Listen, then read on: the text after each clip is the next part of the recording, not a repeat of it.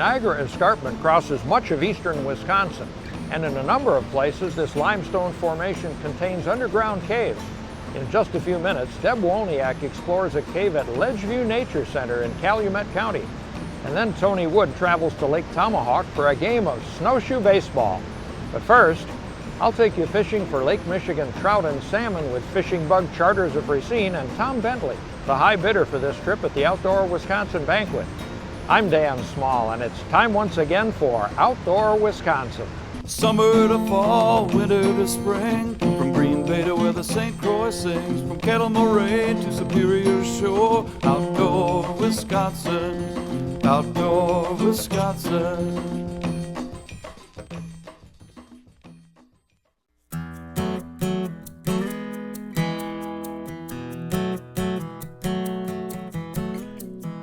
We're out today in the port of Racine, going out on Lake Michigan with Fishing Bug Charters and Captain Angelo Trentadue, and my good friend Tom Bentley is with me here. Tom, you bought this trip at the Outdoor Wisconsin Banquet, and I've been looking forward to it. Oh, I did. You know, you and I have done a lot of things over the years and hung out a bit, but there's nothing like a good morning of fishing. After you've had 2 cups of coffee, there's nothing else to do except either go hunting or fishing. Today it's fishing. That's right. And you brought some friends along. I did. You brought Dan Trawicki. He's the sheriff of Waukesha County. Morning, Dan. Yeah, thanks, Dan. Thanks for having us, Tom. You bet. And your daughter, Abby. Yep. And her friend, Jean-Luc Elste from Switzerland. I understand you've done a little scuba diving out here. Yeah, I did, and it was a lot of fun. Any fishing, though? No, I've never been fishing, so this is the first time ever, and Wow. I'm really excited for this. Great. That's so fun. There's nothing better than taking kids fishing. We've all caught a fish or two, but to take kids fishing, that's the best. And as usual, our captain is Angelo Trentadue, and his first mate is Andy Johnson. Now, you've got Andy guiding us out there. Right, he's gonna take us to the fish, and we're gonna just hammer the fish. That's the plan today. That's the plan. Now, we've got a little bit of a southwest wind. What does that do to us? Well, it's changed our conditions. Actually, it's going to help us. The winds are fairly strong, but with the southwest, we should be able to stay in some calmer water. It did bring the cool water in close to shore, and the fish have moved in, so we should be in the protected water, and it should make for a good trip. We're going to be fishing with skis, downriggers, and divers today. This is a ski. It's a planing device we use to get the baits off to the side of the boat. When the ski is in the water, it runs like this. When a fish hits, they just hammer it back. And the ski rods are going to be in the side holder. The highest rod up will be the furthest ski out. The lowest rod will be the closest one into the boat. Then we're going to be fishing with divers. And this is a dipsy diver here. And this is used to get the baits down and away from the boat. When the diver rods are set, they'll be in the side holder, and that rod will be bent over. When a fish hits, they just hammer that rod tip, just get it up out of the holder. Always pay attention to where the line is with the fish on, because if that line hits another line or another rod, usually the one you're going to snap off is the one with your fish on. So you want to keep that in mind. Then we're going to be fishing with downriggers. These are our downriggers here. We've got a 10-pound weight we use to get the baits down to the depth we're going to fish. When the downriggers are set, there'll be the 5 rods across the back, and that rod tip will be bent over like that. See how it's bent over? Now watch the rod tip. When a fish hits, that rod tip pops up. What I want you to do is get to the rod as quick and as safe as you can. Reel it in the holder as fast as you can turn the handle. Then once you get the rod bent over, we can grab the rod. Always grab them left hand above the reel. Comfortable spot for the rod butt in your stomach. Nice steady retrieve, and that's all there is to it. If that rod tip slackens up, it means the fish is running towards you. Then you want to go faster. Otherwise, it's just slow and steady. Any questions? Time to go fishing.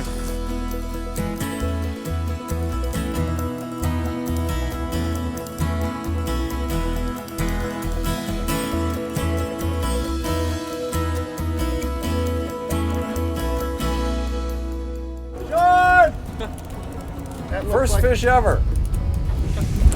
That's awesome. If it comes in easy, you want to turn it faster. If it's coming in slow, then you turn it slower, okay? Okay, it's coming in easy, so turn it faster. Keep your tip up there at 11 o'clock. You're doing great. Keep turning and don't stop. Keep turning, nice and easy. Rod tip over my head. Keep reeling, keep reeling. Keep reeling. Very good. Nice fish. Nice. There's a coho for you. Oh my God. All right, look at that. Nice one, Jean-Luc. Nice going. Just turn it slow and easy. This is a better fish, I think. Wherever you go. That one looks like it's fighting pretty hard at us. Let's see if it's bigger than the other fish. Keep reeling and don't stop. Nice and slow and steady, Abby. Nice and slow and steady. Keep reeling. Keep reeling. Just hold on to the rod, tip up. There you go. Now you're making some headway. There you go. Rod tip There you up. go. There you go. You got it. Woo! Oh, look at the size of that one. Oh, go, girl, go. Oh, look at that fish. Nice job, man. That fish is half as big as you are. Nice job. Abby, Nothing you know to what it. you gotta say, Abby? You gotta say, winner, winner, fish for dinner. Winner, fish for dinner. You won the contest. Oh, definitely bigger than Abby's. Abby, look at the monster. Look at the monster your dad got. That's good. Your turn's over, Dan. I'm fishing for eaters, Abs. No, I thought that was the bait you had just reeled troll in. with that thing. You didn't actually catch that, did you? Yeah, that's a cute little one. Anybody can catch those great big ones. It takes skill to catch. These are highly elusive. But, you know, Here, we gotta hold it. Way out in front. Look how Now there's big a that father thing who's looks. a true gentleman. Look how Lets big his that daughter thing catch looks. a monster. Oh, right. You know, but that's the best eating. Oh, we're fishing yeah. for food, Absolutely. Dan. Anybody can fish for trophies. We're fishing for food. Yes, sir. This thing's coming in a little too easy. Is that because I'm that strong, or is that because the fish is that small? keep reeling, don't stop. He's planing. All right. Oh, Danny, I think he's bigger than yours. All right. Give me 5. Give me 5. That's a monster. I don't think it's very big. Good job. All right. Yay! So far, the kids have caught the biggest fish, and Jean-Luc is up again, so we'll see how he does this time.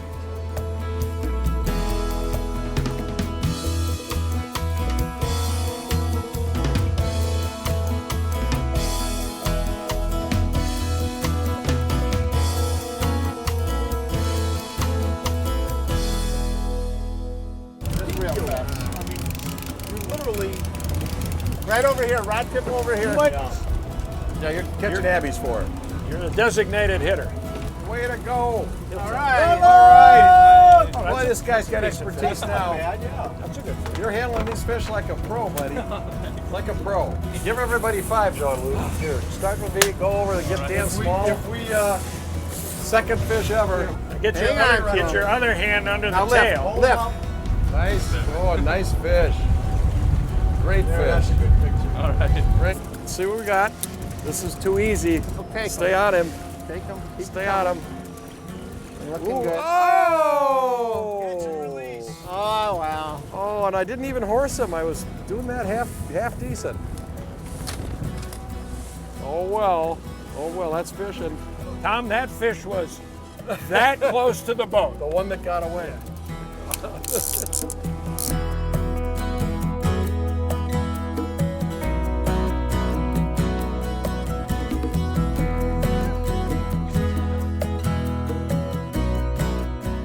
Well, Angelo, another great trip with you. A little breezy out there, but we got a few fish. Yeah, we were able to get out there, catch the fish. We kind of had to work with the wind, and it actually worked out pretty good for us.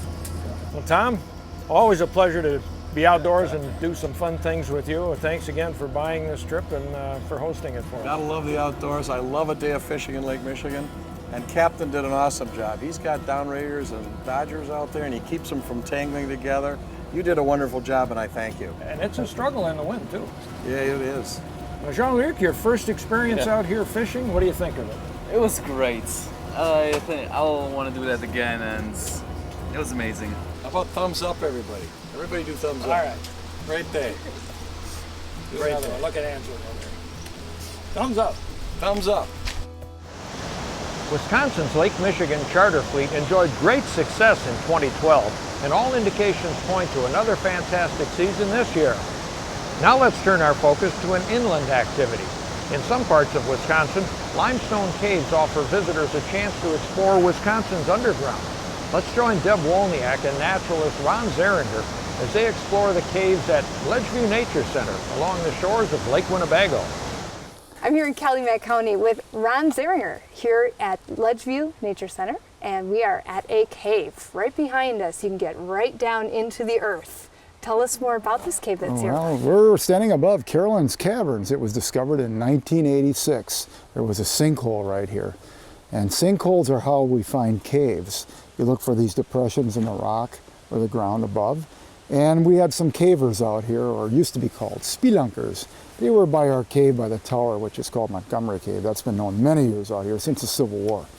And they asked me of any other places in the park where there might be caves. And I sent them over here because we had those sinkholes. And lo and behold, they poked into a sink and found a cave. And then a month later, in 1986, another cave was found on our natural ledges on the north side of the park here. So within a span of a month's time, we found 2 caves in the park.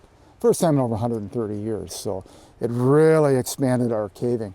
Where formerly I was teaching about maybe, birds, flowers, and trees. Now I'm below ground all the time. I never see the above ground. So it really changed my life in a big way. Well, and I suppose it created a lot of excitement as the county naturalist to see people want to get into these caves. Oh yes, it created more excitement than I thought it would. It just exploded.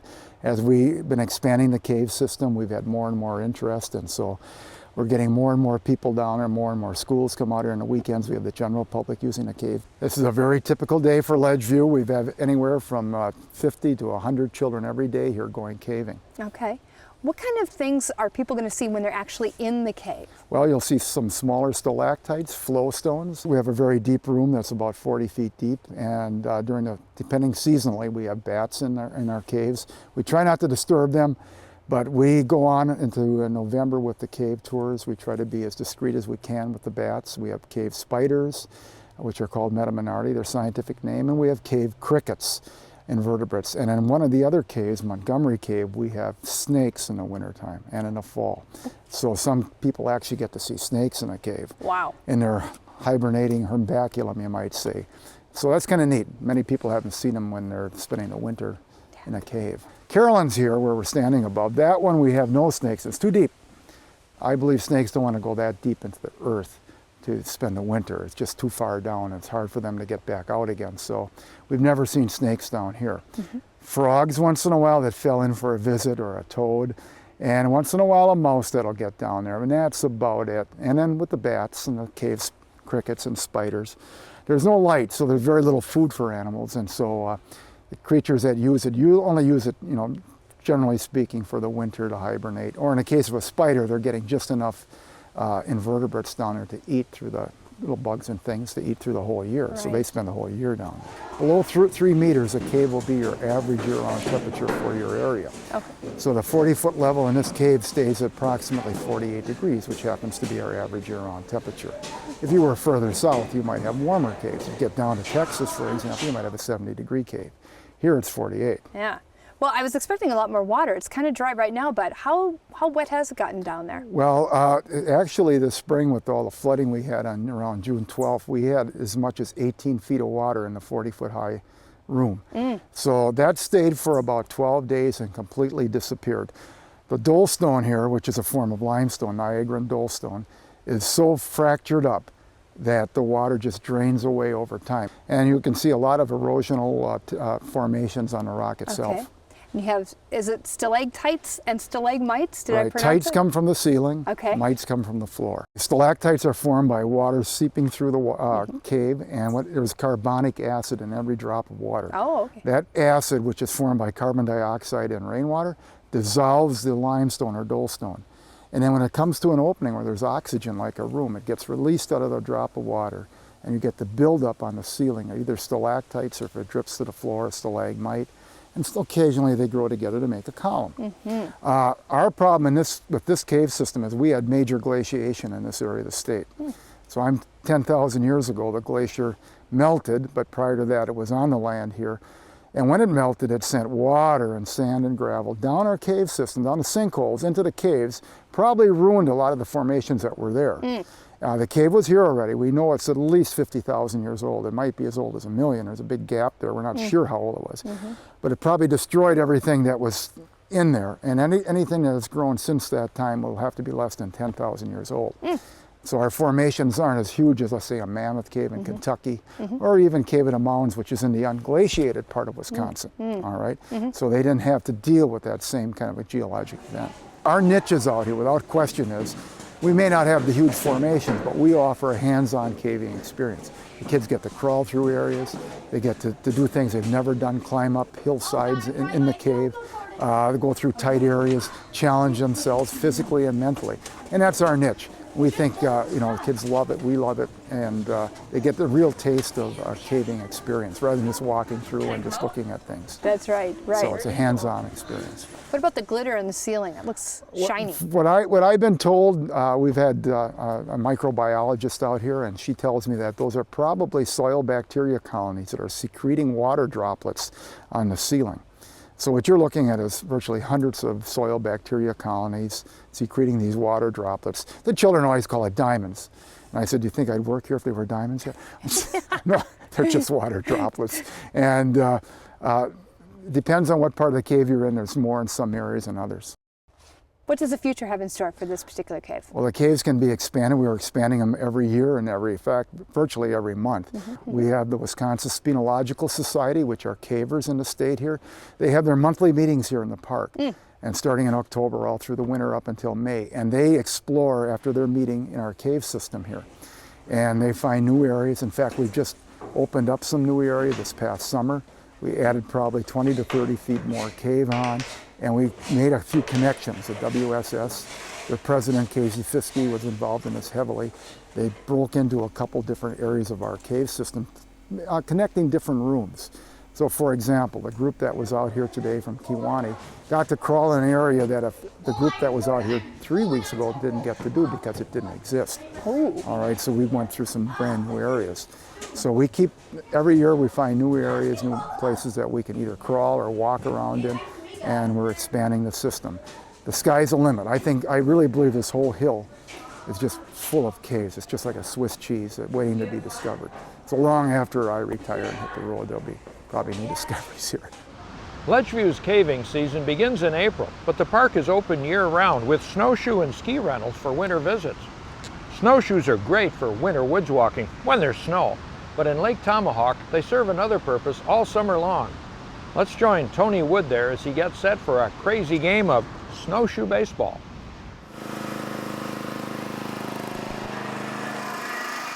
I'm here with John Hilgendorf, who's sort of the manager, groundskeeper, co-announcer, a little do-everything kind of jack of all trades here at the ballpark. And I noticed before you had the tractor out, you're kind of raking up all of these wood shavings. What's the reason for the wood shavings on the field? We've had a little rain over the weekend, and I have to come out here, first part of the week, especially on Monday before the ball games, and stir up the chips. They get wet, and we know the sun was going to come out sometime today, but if you get the chips stirred up, they're pretty dry for game time now. Normally you play a game on sand and grass. The chips just make things a little softer for the for the snowshoes. Yeah. A little softer when they fall. I see.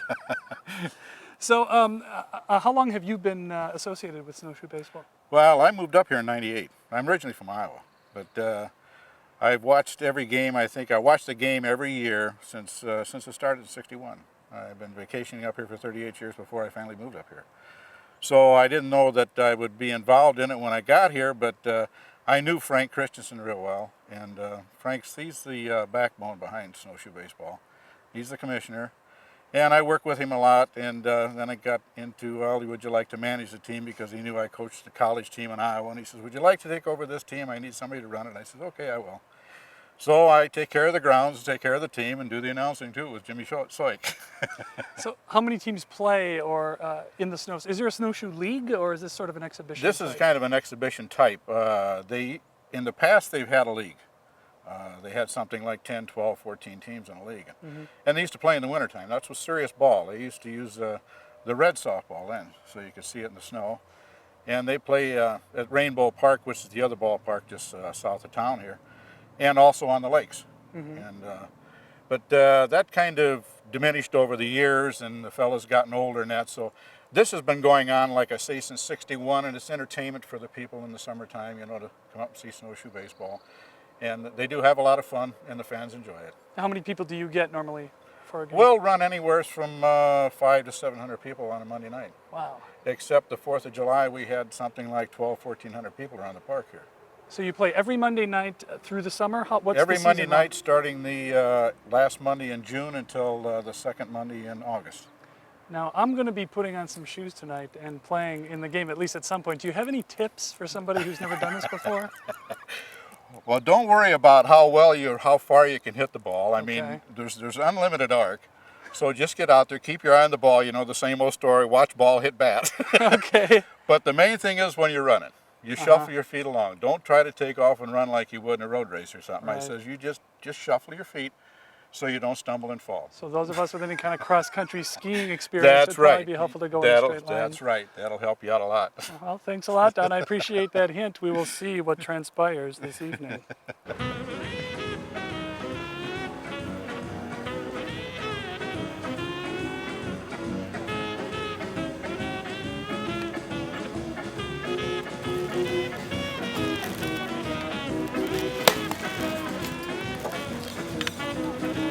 And being new leather and everything, they'll loosen up when you start playing too, so you might have to retighten, readjust, stuff like that. Okay.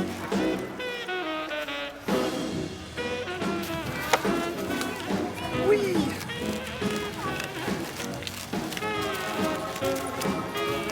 Oh, that's not bad.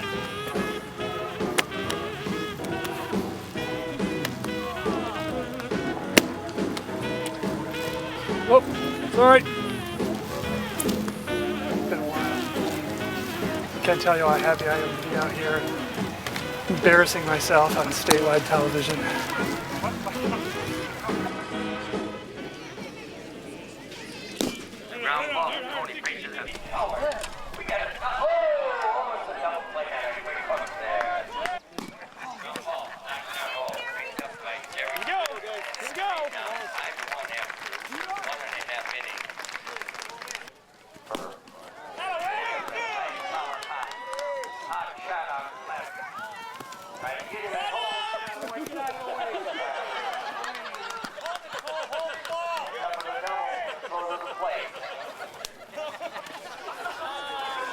I could have swore I was safe, man.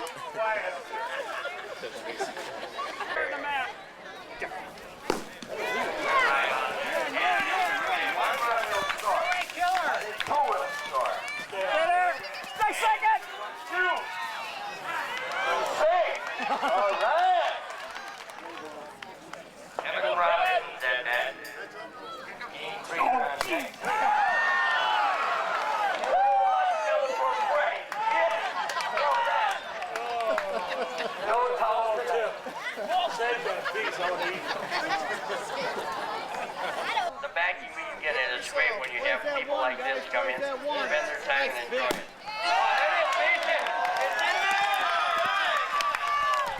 Turn. Watch it throw. Watch. Go. Go. Number 2. Up.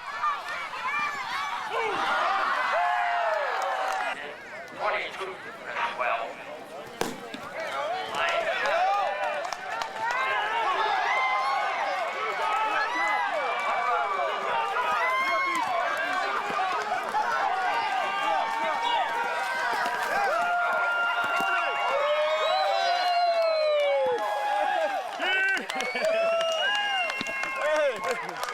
Good job. Yes. Kevin, what happened on that one pitch where the ball exploded? I didn't get a good view. You know, he was pitching me garbage all night, you know, and all of a sudden he throws this nice meatball at me, and I just took a swing at it, and it blew apart. It smelled like cantaloupe. It definitely wasn't a softball, that's for sure. Is that some kind of tradition out here where they pitch a melon at you? I've heard that it is, yeah. I just didn't think I was going to be the guy that would be in the middle of the tradition. Dave, good game. Thanks. Yeah. You had a good game yourself. Well, thank you very much. Yeah, it was kind of close there for a couple Yes, of minutes. it was. It They gave us a good run for it. Yep. They were ahead a couple innings there. So what brought you guys back? You know? We had a good rally going. We had a couple of the old timers that we had the meat of the lineup coming up, and we kind of put it all together there. So how long are you going to keep playing? Oh, as long as God lets me. Well, the way you're hitting and running, it's going to be for quite a while. I hope so. I hope so. Congratulations. It was a good win. Thank you. Yeah. Snowshoe baseball is a crazy sport, but you'll find another kind of madness when spring fishing fever hits the Madison Fishing Expo, February 22nd through 24th at the Alliant Energy Center in Madison. I'll be there all weekend, so stop by to say hello or pick up a ticket for a chance to win a hydrojet-powered canoe by Wilderness Scout. For more information on the expo or this week's features, visit mptv.org and follow the prompts to Outdoor Wisconsin. Well, next time, Debby Wolniak takes us to the Schlitz Audubon Nature Center for a close look at some native raptors. We'll visit the workshop of chainsaw woodcarver Bob Younger, and I'll hunt pheasants at Milford Hills Hunt Club with another Outdoor Wisconsin Banquet high bidder. I'm Dan Small. Join us again next week for Outdoor Wisconsin.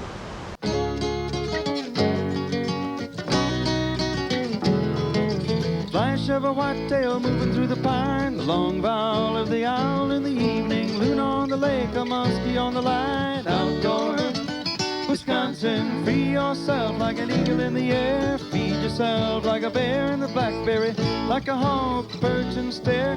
Outdoor Wisconsin, when the work in life is way too much, when you're in too deep, way out of touch, lace up your boots, get out of town, take a walk in the wild, sit down and listen. Listen to the sounds of the critters of the night, to the wind and the leaves and the little river run, coyote brother howling in the full moonlight. Outdoor Wisconsin, hike, fish, hunt, camp, sail, canoe, ski, photograph, laugh, do what you want to, stick your nose where the wild rose grows. Outdoor Wisconsin, outdoor Wisconsin.